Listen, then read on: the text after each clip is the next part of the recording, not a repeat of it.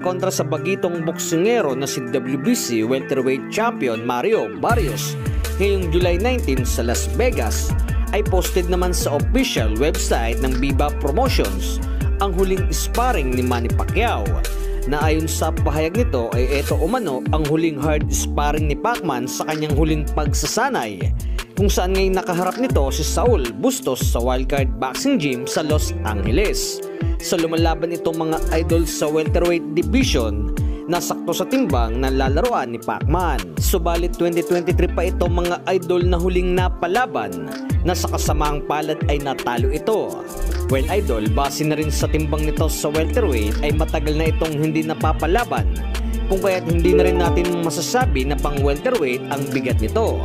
So ganun pa man ay boxer ito at lahat ng may bibigay nito sa tulong kay People's Champ ay 100% ay ibibigay ni Saul.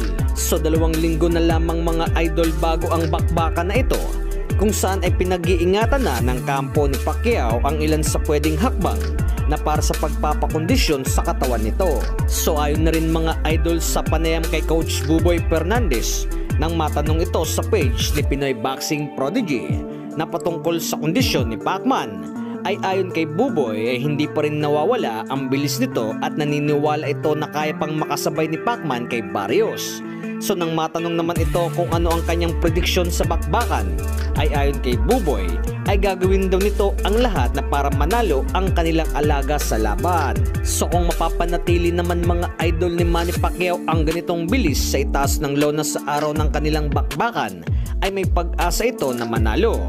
Na ayon na rin kay Pacquiao ay focus ito sa ngayon sa laban kontra kay Barrios at hindi daw nito pinag-aaksiyahan na hindi mapaghandaan ang bagitong kampiyon. So ilan na rin mga idol sa mga mainit na pagsasanay ni Manny Pacquiao mga nagdaang araw ay halos ginagaya na rin ni Mario Barrios. Samantala, undercard sa bakbakang Pacquiao versus Barrios na si former WBC featherweight champion Mark Magnifico Magsayo ay makakaharap nito si George Mata Cuellar na isang Mexican fighter, kung saan ilabis itong pinaghahandaan ni Magsayo sa kanilang nalalapit na laban.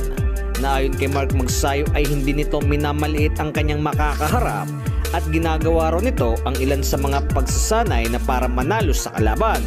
Nabuelta naman ng ilan sa mga boxing fans ay sanay knockout muli ang maipasada ni Magnifico.